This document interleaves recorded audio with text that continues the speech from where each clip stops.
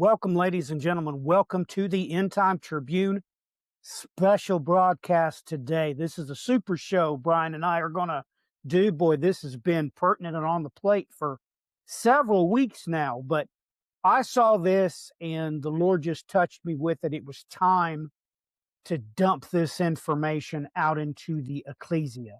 So, with that in mind, there has been reports in the news, and this has been stated publicly about these plasmoids, and that got my attention. And I'm just going to give this quote here from Goresh, this government whistleblower. He said, "It's a continuum from corporal bipedal type life to what I would consider as sentient plasmoid life, but there are several that the U.S. government is aware of." By corporal, Goresh means a physical and tangible body with a bipedal that's walking on two legs. This could well be a great alien type of extraterrestrial commonly talked about in the UFO community. So, I'm going to mute my mic, Brian. I've got something to deal with here right off the bat. So, give it minutes of what you think about these Well, I mean, according to what he's bringing up here, you're dealing with two separate entities. You're dealing with a physical body, and I've looked through the first release of the what do you call it, declassified files in the dump that came out a couple months ago. And when you go through those, you're going to see that there's several craft that were recovered that many bodies were found inside. So that takes you to a whole new level. But I'm going to state this candidly. Over the years, I have seen hundreds upon hundreds upon hundreds of UFOs, and that's no lie. I have seen physical craft. I have seen what you would refer to as plasmoid entities, something that looks like essentially almost a star moving through the sky, the heavens, whatever terminology you may want to use. Well, that's actually the first thing I ever saw was what you would consider a plasmoid. I mean, it was just a light in the sky, right? This light stopped in the sky. This light did things, well, that's not physically possible. And this was in full view of a neighborhood.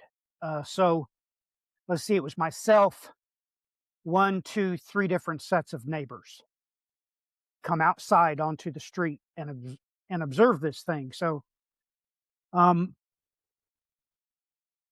Bible says things that normal people wouldn't put 2 and 2 together. But under what circumstance does an angel need to use a tool? Because most appropriately, the Bible loudly declares that these entities use chariots and they also use swords. So this puts things into a different light. It puts things into a different perspective. What is going on here? Well, I'm here to tell you that if you understand what it is the Bible said in the first place, and that stirs up controversy, but basically, I mean, that's what Psalms 104 verse 4 states, that God makes his angel spirits, his ministers, flames of fire. So God is categorically stating that angels, when they're in heaven, are plasmoids. And when they come here, they must, well, the Bible talks about how they clothe themselves and they partook in strange flesh. It just goes with me that one follows suit with the other, and I always recognize this. Now, before I say where I'm going with this, the first time that I remember somebody else talking about what I knew it was a whistleblower from a long time ago. Bob Lazar, when I first saw his interview, and take note, ladies and gentlemen, I found out about Bob Lazar because I used to build models when I was a kid. So, you know, as in car models, like a 55 Chevy Corvette. Of course, my favorite was the Cobra. But anyway, I would build car models. Well, going to the store one time, I saw a model of Bob Lazar's UFO. That's the first time I encountered it. It was from there that I researched to find out what the deal with this was. And Bob Lazar said something very specific. He said, what disturbed him with this tool? I put that in that context so you would be reminded what I said earlier. This chariot. What really got his attention with this chariot was there was no seams. There was no proof of manufacture. When man makes something, and man makes anything, we cannot mold it out of metal. It can't be molded. It must be manufactured. It must be cut into sheets. It can be pressed into certain shapes with limited manufacturing, bending, and noting. But even our most advanced craft on the planet, ladies and gentlemen, do not be misled. The most advanced thing we have are the attack submarines. It's the most advanced thing we have. Those are made in great big pieces and welded together. You can plainly and painfully see that it's manufactured by the hands of men. So we don't have any other technology that surpasses that. The depth they can go, the pressure they can achieve, all the things, all the above. And Bob Lazar said this thing didn't have any seams. He said it didn't have an engine room. It didn't have, air vents. It didn't have all the signs that it had been manufactured. This thing had been molded, and that's not possible. So he said there's no wires, there's no conduits. What is this thing? And I'm here to tell you that it is my belief that an angel takes material, that is atoms, it takes material, and it makes it into whatever it needs, i.e. a tool. Like I said, biblically, we are known that they're seen with chariots, and we're known that they carry and use swords. We know they can manufacture garments for themselves. This being the case, everybody needs to take a deep breath and take this the next step.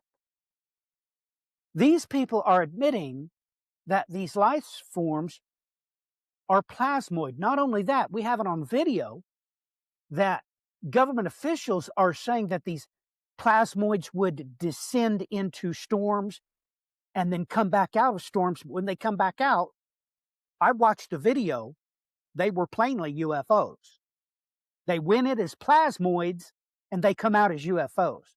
So this takes things to a different level too, because when it comes to angels and storms, I hope that everybody remembers about the reference that these entities are involved with hailstorms. Now, that should get your attention, because in Psalm 78, in reference to these entities, when God comes out and calls them in Hebrew, Melech Ra. Now, the KJV really does translate this correctly. The New King James Version uses a more politically correct thing, and it says angels of destruction. But actually, for a direct translation, the KJV has it right. These are evil angels. And God plainly states it's these angels that were utilized in the Exodus event. He plainly states that. And you realize that, wait a minute, one of the plagues was hail. Yes, and one of the plagues was this, one of the plagues was that. If you go back through and read Psalm 78, by the time you get to verse 49, and he says this, he cast on them, and them is, in this context, he's talking about the Egyptians. He cast on them the fierceness of his anger, wrath, indignation, and trouble by sending angels of destruction among them. So this is categorically stating that some of the plagues of Egypt was these bands of destroying angels. So that takes things to the next level. And more importantly, I mean, I know I'm rambling on here, but remember what Goresh stated publicly, and not only him, but other of these government whistleblowers have stated that there are 4 types of these bipedal. Now remember, the article that I read to you, he said there was bipedals, as in 2 legs, they walked on 2 legs, and plasmoids. There's 4 types.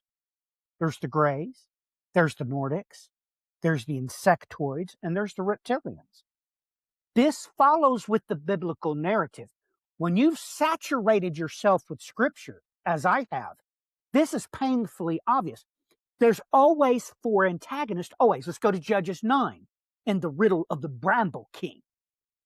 We have olive, fig, vine, bramble, 4 antagonists. Let's go to Daniel 2 and the great image.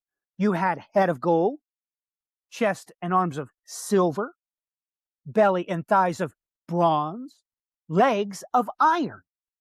4 antagonists. Let's go to Daniel 7. You have lion, bear, leopard, and dreadful. Okay. Let's go to the next chapter, Daniel chapter 8. You have first, second, third, and the 4th, which produces the little horn. So let's go to Joel's army. You have the chewing locust, the swarming locust, the crawling locust, and the consuming locust.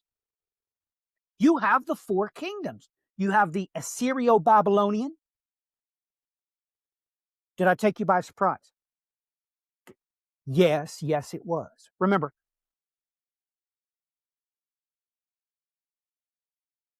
the people in question were all Akkadians. At first, the Assyrians attacked, right? You know that. You've been led to believe that the Babylonians was a different people. No, they're not. They all wrote Akkadian, same people. One capital was in the north, that was Ashur. The other in the south was Babylon, same people. In Israel, you have the same concept. You have Israel in the north and Judah in the south. Anyway, so the next one you all know is the Medo-Persian. Everybody knows that. The next one was the Greco-Roman. Everybody knows that. The final one, you can prove beyond any shadow of a doubt, was the Arabo-Turkish. Yes, it was. The Arabo-Turkish, however you'd like to pronounce that. I've seen professors pronounce it either way. But you need to know that the core of those that started this was from Arabia. This is why Mecca and Medina are both where? Yeah, they're in Arabia. They did not get their strength until they teamed up with the Turks. So right there, always 4 antagonists, always. And that's literally what these people are rolling out. They're rolling out 4 different types of antagonists. Now, I've went on for quite some time here, so Brian, let me pass it off to you so I can get a drink. Well, there is several layers that go into this as well with the 4 antagonists, for instance. Discovery had a documentary series that was done a few years back, and these investigators were going out looking into these abduction swarms that were happening in various places throughout the United States. And they found out that each one of these 4 had divided up the United States into their area of control. Now, something very noteworthy here is the insectoid and where they were from, because the more you look into this, you're going to find out now within the classification of these UFOs, they have to be able to do 3 things. They can exist in regular airspace, they can go into space, they can go into the water. When they go into the water, they become the USO, the unidentified submersible object. This is where you start bringing in the abyss. If you start looking into the abyss in the Greek, run that into the Septuagint, you're going to learn some very eye-opening things, but especially when you consider the fact that you've got the insectoid that are controlling the underwater area that's associated with the abyss. Okay, this brings things to a whole new level. A whole new level, because you're told in Revelation that these insectoid type creatures are going to come up out of the abyss. Out of the So, abyss. what are they doing here already? Right. Um, that probably shocked people. People probably didn't realize that there has been enough data collected that we know that these species don't mingle locations. They carry dominion in different places. And that's enough to make you unsettled. Now, I'm going to talk about something else. Everybody needs to realize that it was Winston Bostick that came up with the definition for a plasmoid as far as physics go. So the word plasmoid was coined in 1956 by Bostick to mean plasma magnetic entity. Let me quote him.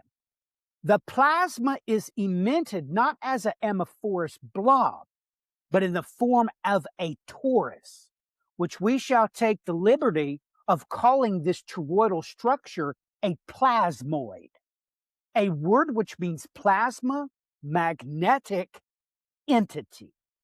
The word plasmoid will be employed as a generic term for all plasma magnetic entities. This is a direct quote. So, you think that this plasmoid referring to entities is a brand new thing? No. This was coined in 1956. So they've known about this all along. So let's ratchet this to the next level. What I'm going to say is probably going to disturb you. But I'm going to talk a little bit more about Bob Lazar, because Bob Lazar said the whole atmosphere was alien. Like I said, there were no wires, nothing would connect the machinery together.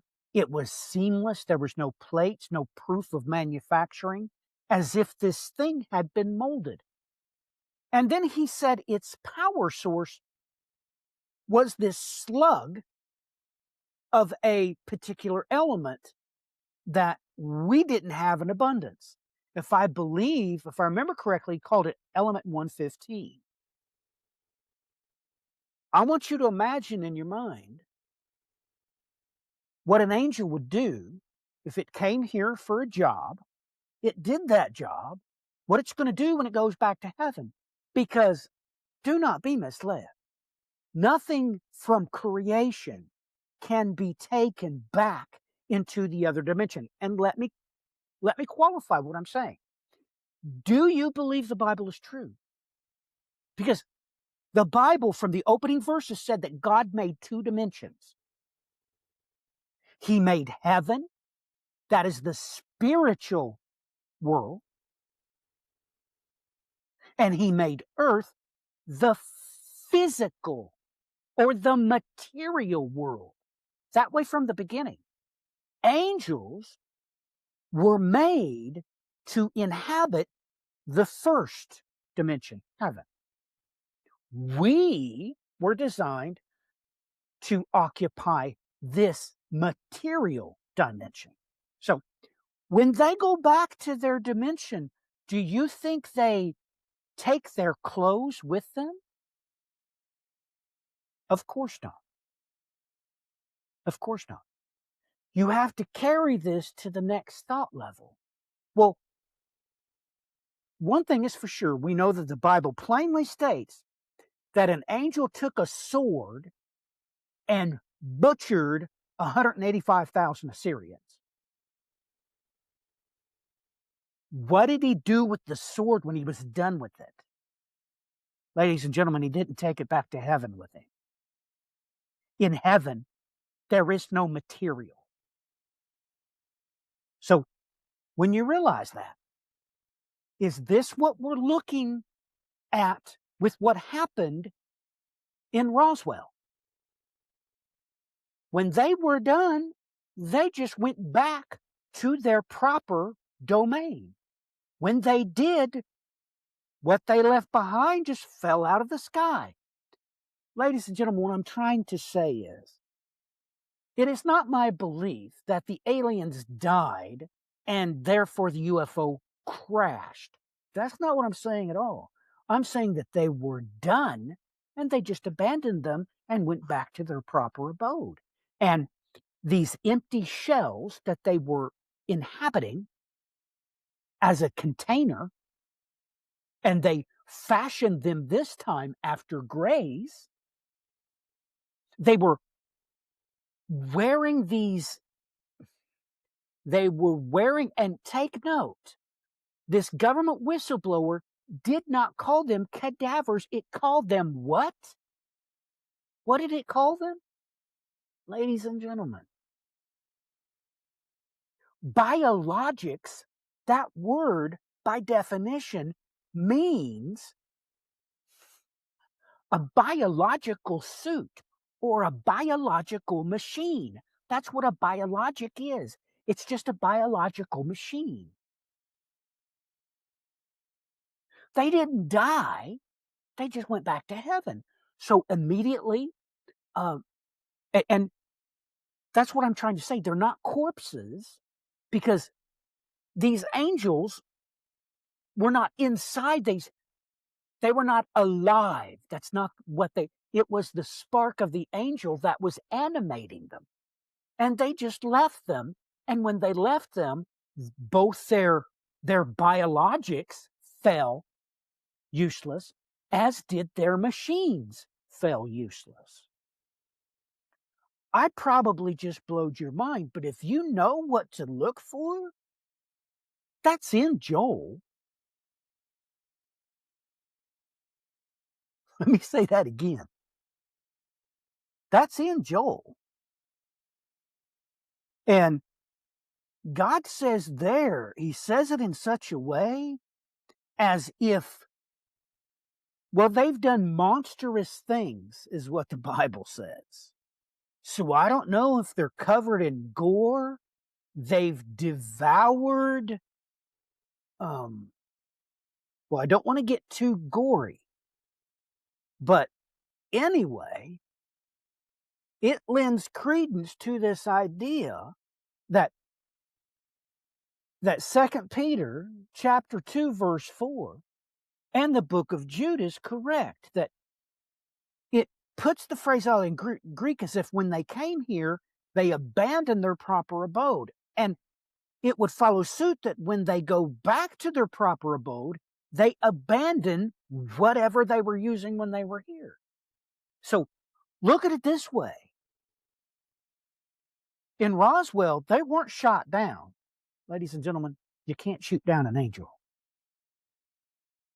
But what does follow suit is when they were done doing whatever it was they were supposed to do, or more importantly, whatever they weren't supposed to be doing, they would logically abandon said biologics and craft and material and devices and go back to heaven, because you cannot take material things into the spiritual world.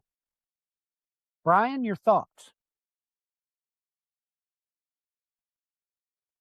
Well, this is something I was going to add in from earlier as well, too, and it goes hand in hand with this. Now, something that's been documented with these craft is when they look at them, they can't find any kind of form of propulsion being shown within them. They're not aerodynamic in any shape, way, or form, not to even mention that when you look at the infrared readings around these things, you'll see that there's a bubble around them. Those bubbles are way below standard temperatures.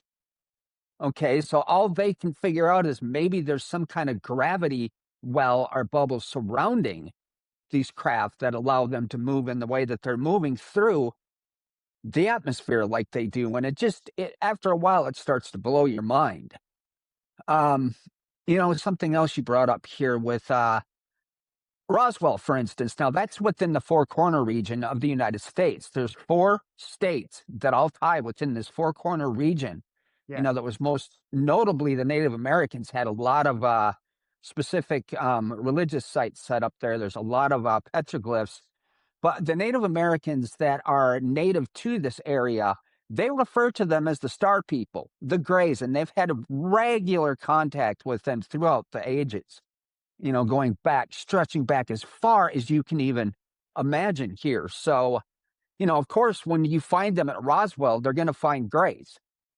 That's part of it. And now you go back to this metal that Matthew mentioned as well, that Bob Lazar had on this craft. Well, what did they find at Roswell? They had this metal that you could crumple it up. It was like as thick as tinfoil, but it would go back to its original shape. And they referred to it as being memory metal. Okay. It goes hand in hand with the same idea all the way across the board. Absolutely. Memory metal, as if an angel had taken this and formed it, and this material, under such auspices, couldn't be altered.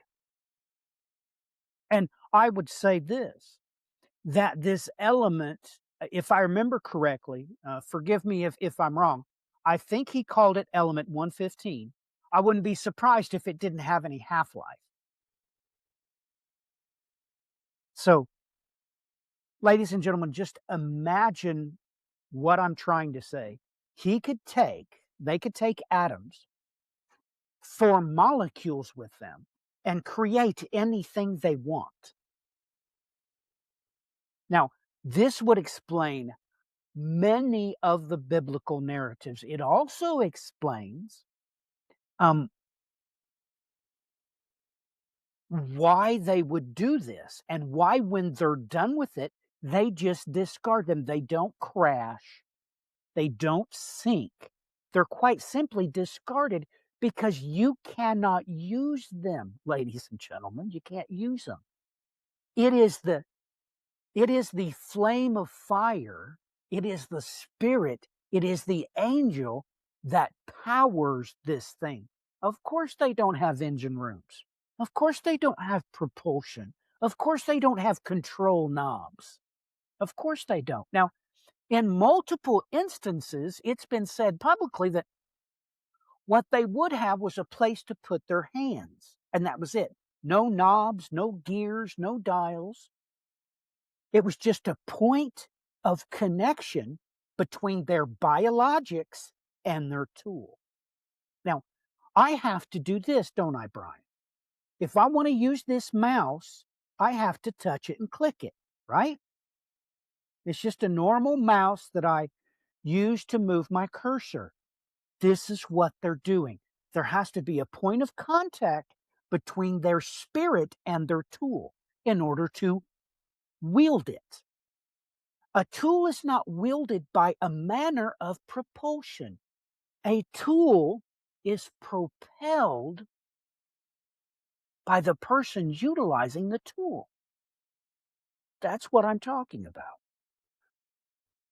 It's not a machine per se that is self-propelled. It's just like a knife or a sword or a chariot. What is a chariot? Okay. Think about what I'm saying. It doesn't have a propulsion system. This is why Bob Lazar was brought into this project, to try to figure out how this machine works. It doesn't work. This machine can only be used by its designer. It's used by this angel spirit. This is the power of an angel. So when you look at it this way, and you take a look over Joel's army, there is no consternation with this. The four entities described in Joel, for one, they're not locusts. And for two, you can prove beyond any shadow of a doubt, they are interdimensional. Whatever they're doing, and do not be misled, what they're doing is terraforming. That's what they're doing. But as they go along, it plainly states that their action is felt in heaven, not only on earth. Let me say that a different way. It's felt in heaven as well as creation. From this point forward, I will refer to the material world as creation, because creation includes the moon, it includes outer space, it includes everything. Heaven is a different dimension. So from this point forward, when I mention the spiritual world, I'll refer to that as heaven.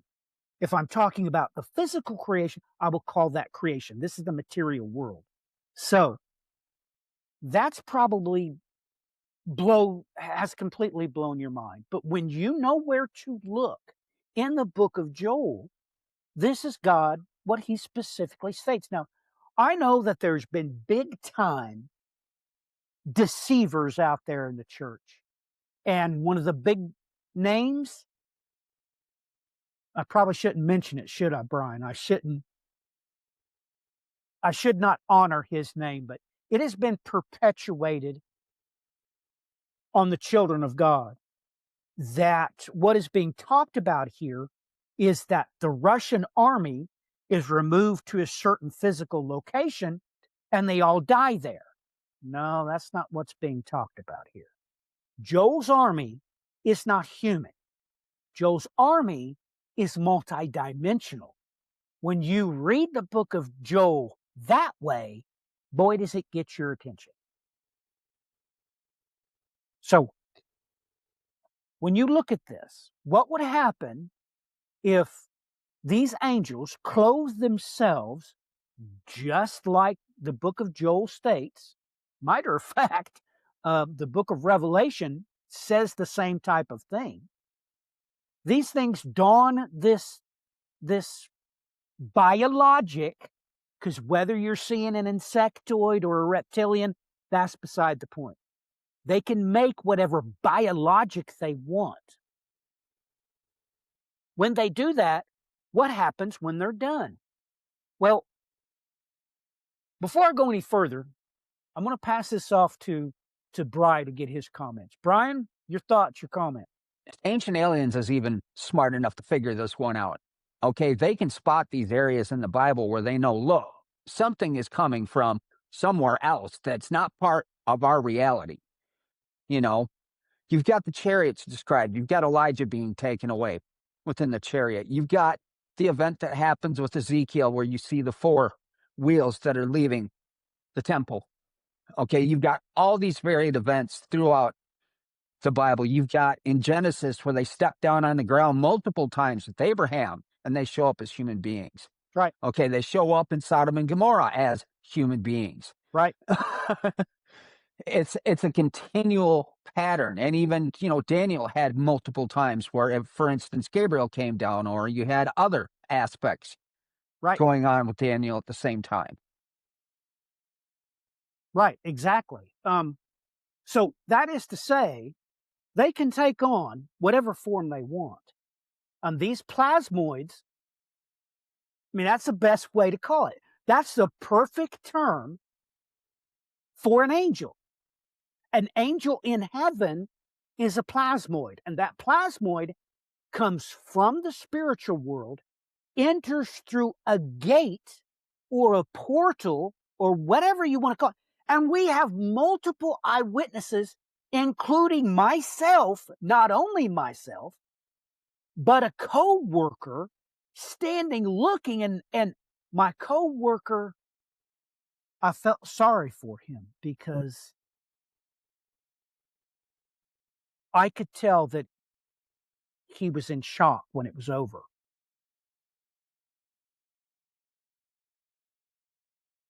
He said, "My God, that was a door that opened and something came through. And I felt sorry for him because he couldn't accept it.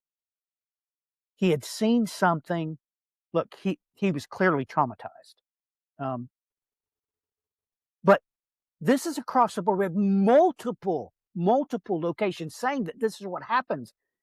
If other people will see the light, but they won't see where the light come from.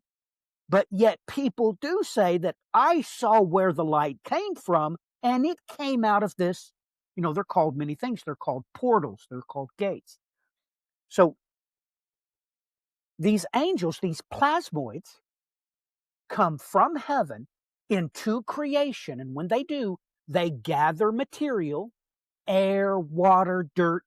They're just gathering material, and they can reassemble that material to whatever meets their use. First, they're clothing themselves, and then they take matter and make tools to accomplish whatever job they're doing. So they're not being propelled by a propulsion system.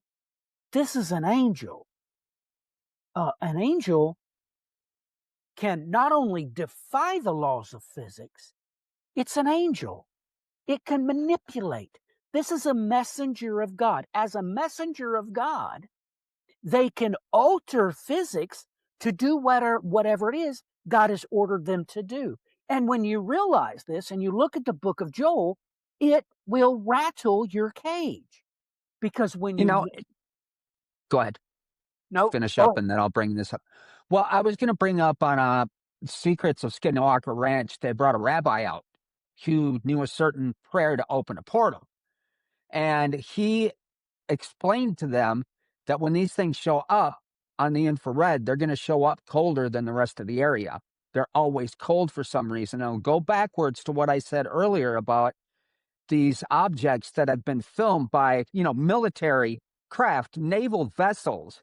Okay, these films didn't just come from some guy with a cell phone, everybody. This is from naval aircraft, from F-15s, up in the sky, flying along off our coast or wherever they may be, and filming them and realizing, looking at this, that around them is way cold. We're talking negative 25 degrees. Okay. So when you couple that with what this rabbi was stating on Skinwalker Ranch about it always being cold when they show up, look, I've dealt with a lot of spiritual activity in my life, and I can tell you right now, when that temperature changes, you better realize something is going on. yes, they are absorbing the ambient energy. What they're doing is what I just told you. They are taking matter and manipulating it and arranging it to whatever it is they need to do. So what does this do? It creates a cold environment. They're not putting energy into it. They're taking energy out of it to manipulate creation. Look, ladies and gentlemen, cold and heat is only associated with matter. There is no temperature in heaven. Temperature is only associated to at what a percentage is a molecule moving around, because they move. If there's very little movement, it's cold. If there's a lot of movement, it's hot. In heaven, you don't have that. But if you're taking from creation, you're taking it out and then remaking it, much like a child does a Play-Doh, it's going to create a cold environment. This is why around heavy machinery, when things are going on, this is common knowledge. When things start going on, you smell ozone. You smell ozone. That's why. So, let's get over to Joel and just take a look at what I am talking about here, because this will get your attention. So, looking here at the book of Joel, right from the beginning, verse chapter 1, verse 4. You have the chewing locust, swarming locust, and crawling locust, and consuming locust here. That is what is the contents of this chapter. And it goes through and it tells you all these things that this army does. Let's head over to chapter 2 here. In chapter 2, whatever they are doing is interdimensional.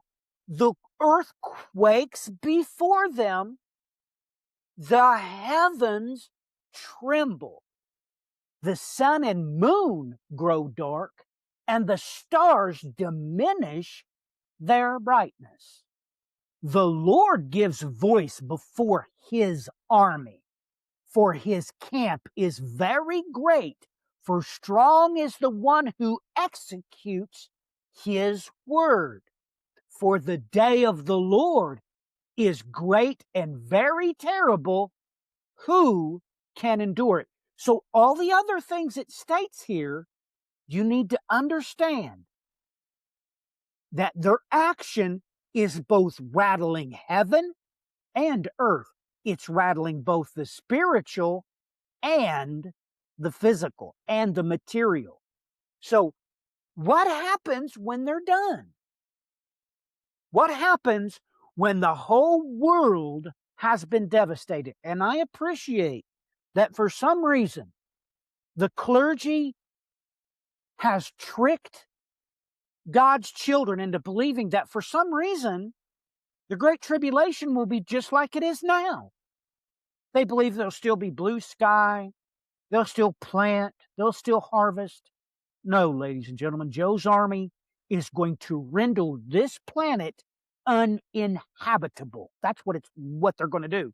But here you take note, they discard their biologics, and what happens?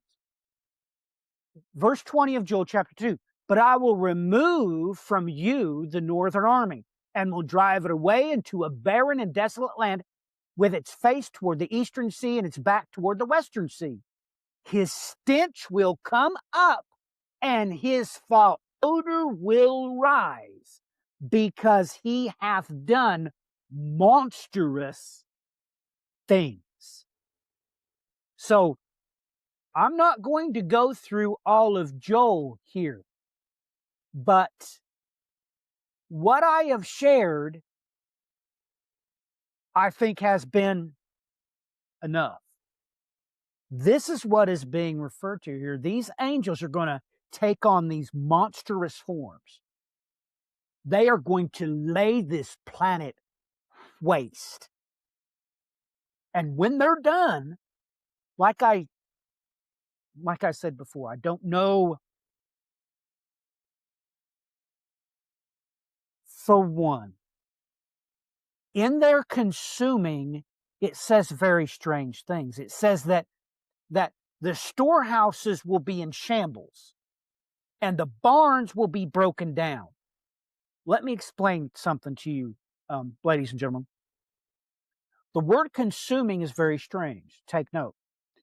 My wife and I went out to Prairie Springs Campground that was built in 1908. We sat at this picnic table that was that old, and the center pyre was made of concrete. But at the bottom, halfway down, the only thing was left was the 2 half-inch reinforcement wire that the concrete had been poured around. Literally, half that pyre from halfway point to the ground had already crumbled to dust. The concrete had been consumed. The Lord has threatened this many times, and I don't think you fully understand what he's talking about. When you tear apart the book of Joel and read about these locusts and what happens to things after they're done, I'm telling you that when God makes the statement, he's going to destroy the work of man's hands, I don't think you get it. These angels are going to disassemble concrete. They're going to make the concrete turn to dust. They're going to make the nails completely consumed by rust. Literally, this is what he's saying is going to happen on the great day of the Lord. Your barns won't be able to stand up. They'll be consumed. Your bridges won't be able to stand up. They'll be consumed by these angels. Now, this is going to do something to these biologics. So he tells his army to go to this remote place and discard their biologics there, and these biologics will create a massive rot. They will be decomposing. Literally, exactly what people purport to have had happened to these entities that they recovered, these grays at Roswell. They weren't living. They didn't find any living ones, but those biologics would most certainly rot like anything else. Brian? Well, yeah, and even in that first set of files, like I said, from the disclosure files, there was multiple occurrences from the craft that they recovered where they found these discarded biologics inside of them. One craft had like 18 of them. Now, the United States has what they refer to as the legacy program, which has been going out and recovering these crashed craft, no matter where they may be, even in foreign countries, for crying out loud. But they try to make this look as if it's modern. No, no, no, no, no. This is going back to even 1941 when we had, and I brought this up to Matthew earlier today, I called it something different, a broken arrow. Because we had talked about this privately, and then yesterday I go and find a reference in a declassified document that came out. It was a memo from Roosevelt stating that we need to get the nuclear secrets from. First, there was one craft that crashed, and then they found 3 more in California besides the first one in 1941 and 1942. This leads you to believe that they did reverse engineer from these crashed craft the nuclear weapons that were later dropped, or the atomic bombs, essentially, because they were a little different than your modern nuclear weapons, but still the same concept. And I was also going to add in, with what you just brought up with Joel, this also reminds me of Isaiah 24.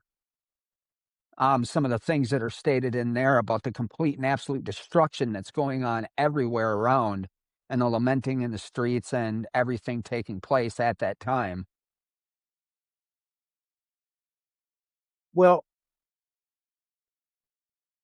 let me read this verse here, Joel chapter 1, verse 17.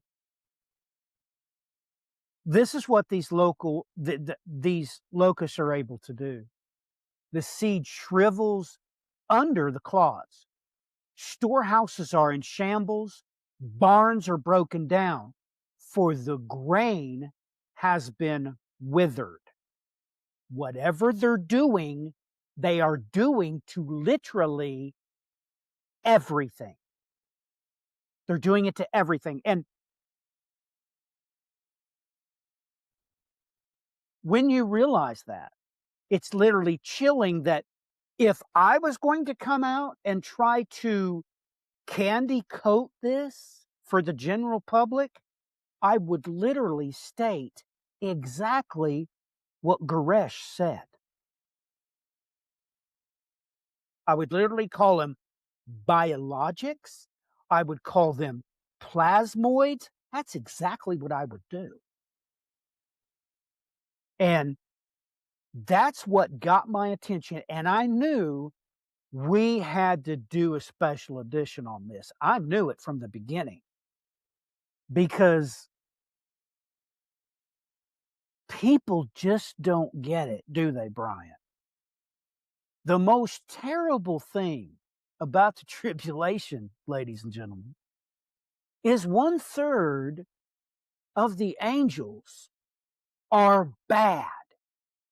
And you're going to be trapped here with them during that tribulation. And they're going to fight over you like cattle. Now, That may take you by surprise. You need to try reading the first 3 verses of Jeremiah chapter 8, and you need to try believing it, because it is what they're going to do. These princes are over people, not places. The Bible loudly declares that there were 70 of these princes over the 70 different people. You need to understand that. And the first 3 verses of Jeremiah chapter 8, God comes right out and tells you that the first thing they're going to do when they step foot off of their spaceship is they're going to make you prove who is your prince, because that's who you're going to obey. Now, they're going to form a coalition around one angel whom Satan will hand all of his authority over to. But you're going to have one of these 70 bad boys appointed over you, and you're going to have to prove which one it is.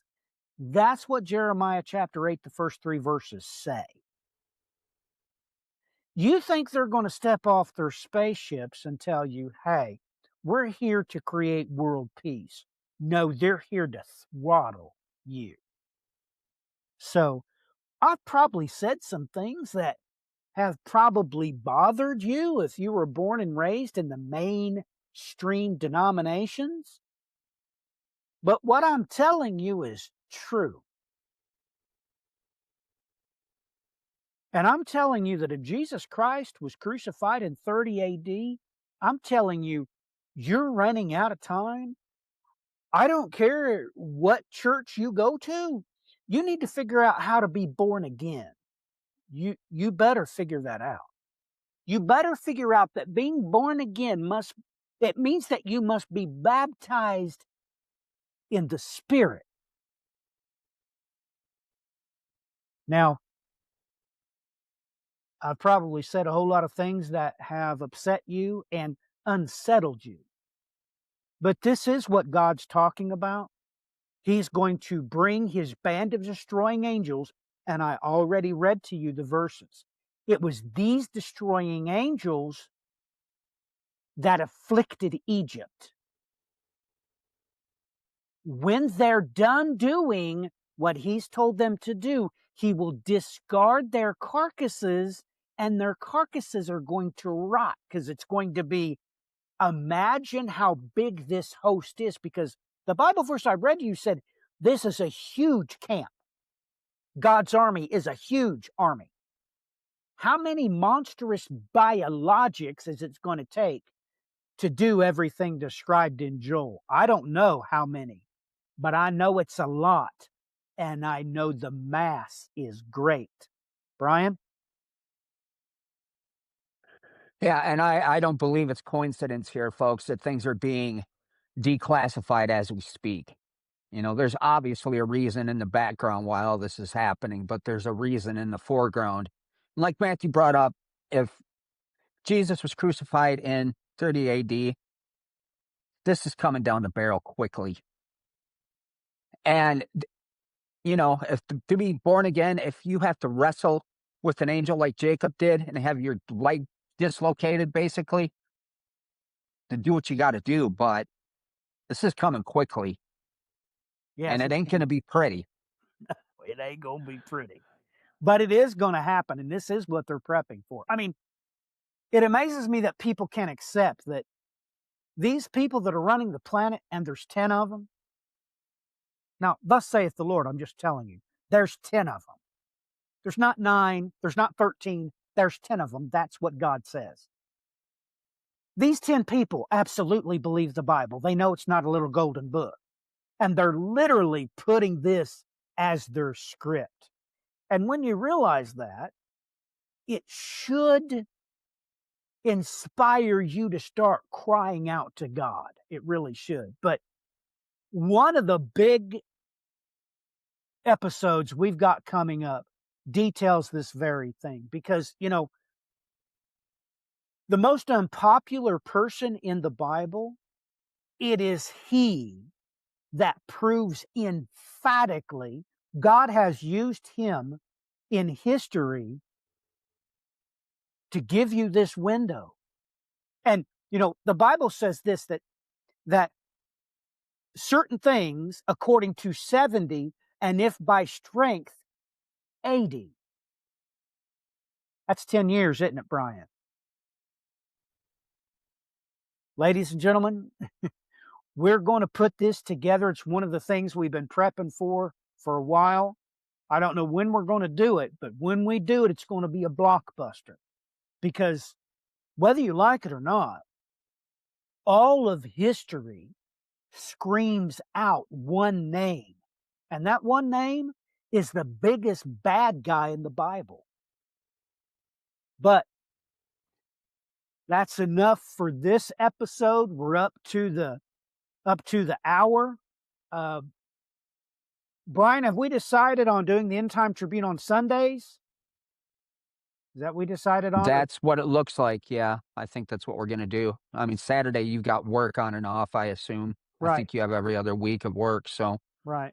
So look for these special editions. Now, right now, I'm on vacation, so Brian and I could do this. And to be honest with you, I still want to try doing it from my yard. So if Brian has time today, we might do something like that anyway, where I do a YouTube live stream and invite him on. I tried doing this before, but nobody would do it with me. So we might do that because I just don't care. But anyway, the regular program for the End Time Tribune will be henceforth on Sunday. So, Brian, what you got? What's your closing comments? oh, basically, thanks for joining us. God bless everyone, and keep an eye on the news. Especially this topic. There's a lot of information out there if you know where to look. I pulled a lot of documentary videos off of Prime Video, off of History Channel's little add-on. It's got a lot of interesting little tidbits. Discovery Channel's add-on. It's got a bunch of stuff. But I've been looking into this stuff since I was a kid, so and I've had a colorful life where I've seen a lot of this stuff with my own eyes, so I guess that adds into it even more. You even experienced it at my house, huh? Yeah, Hey, the old compass having fun. that's right. I could sense him right there though. Yep. All right, ladies and gentlemen, till next time. God bless. Godspeed.